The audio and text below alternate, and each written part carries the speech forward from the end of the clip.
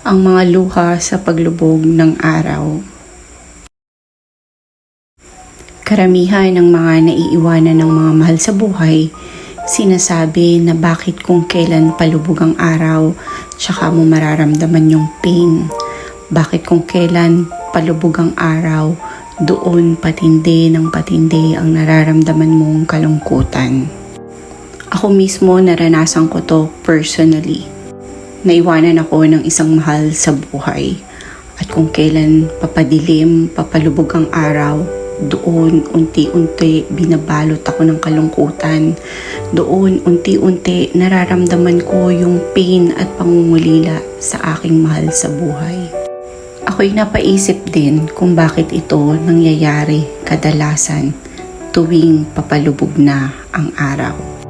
Ang aking nakuhang kasagutan marahil papatapos na nun yung araw kung saan ang bawat pamilya ay magkakasama-sama sa kabila ng isang produktibong araw ng kanya-kanyang mga trabaho, gawaing bahay o pag-aaral sa paaralan.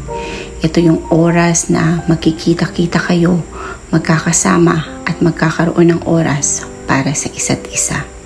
Napakasakit pagdaanan ang oras ng paglubog ng araw.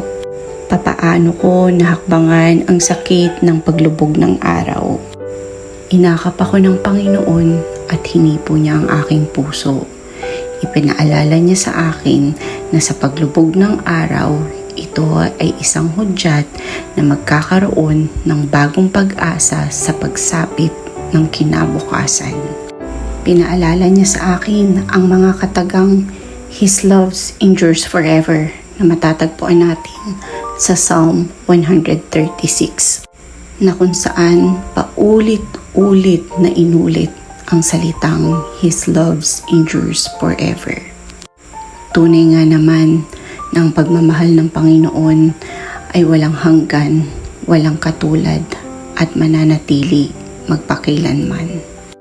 At sa mga oras na to, kung ikaw man ay dumadaan sa kalungkutan mula sa pag-iwan ng isang mahal sa buhay o di kaya ay kabiguan o kaya marahil kakulangan, manatili sa ating pag-alala na ang paglubog ng araw ay isang hudyat ng bagong pag-asa para sa darating na susunod na bukas at umaga.